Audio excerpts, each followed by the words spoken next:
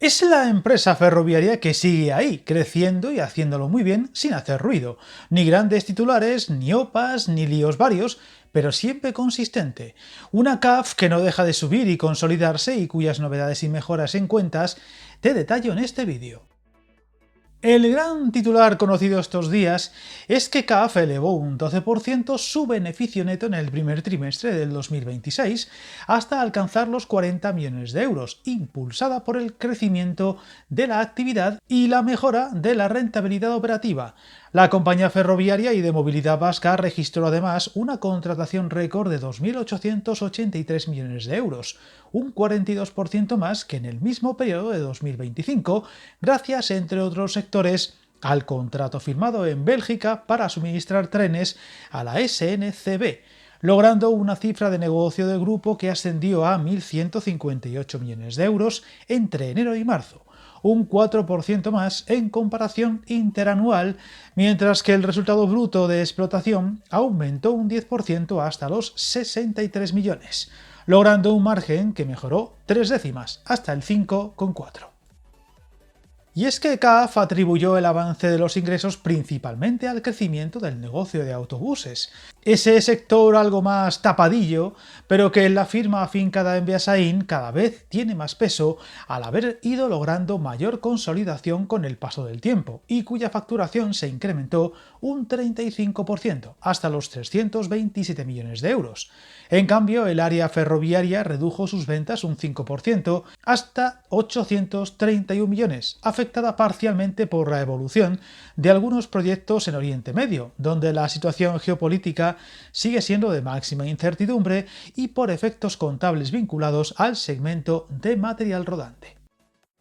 Viajar en tren nunca fue tan fácil. En trenes.com encuentra y reserva tus billetes de Renfe, Wigo, Irio y muchos otros países europeos. Vive experiencias únicas a bordo y recuerda, si vas sobre raíles, está en trenes.com.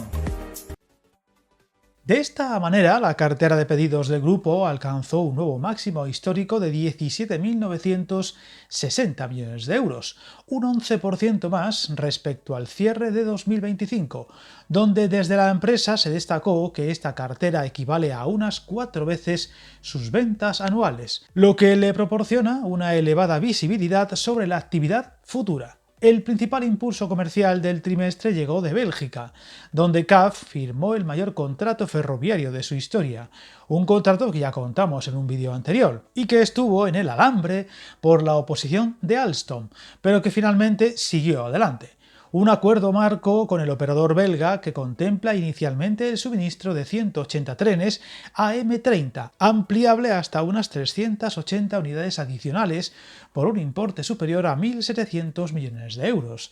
Además, CAF también cerró contratos de señalización ferroviaria en Helsinki y varios pedidos de autobuses eléctricos en Suecia, a través de Solaris, que adjudicó 484 vehículos durante el trimestre, de los que el 98% son de cero emisiones.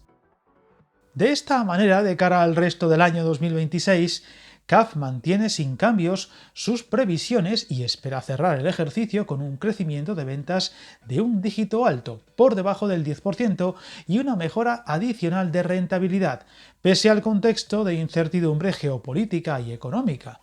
Todo en un sector que ha empezado con titubeo general el 2026 tras, primero, los problemas y dudas por el accidente de Adamuz y los retrasos en pedidos de otros fabricantes, también contados en el canal, especialmente Alstom, que le provocaron una considerable crisis en su cotización en bolsa. Problema este, el de los retrasos en pedidos, muy extendido y donde CAF parece ir capeándolo bastante bien, por lo que las dudas de la empresa española no parecen estar llegando y su futuro más próximo y a largo plazo no para de brillar. Un fabricante al que le seguiremos la pista y que esperemos siga dando tan buenas noticias. Suscríbete al canal y recuerda que el camino más largo se inicia con un primer paso.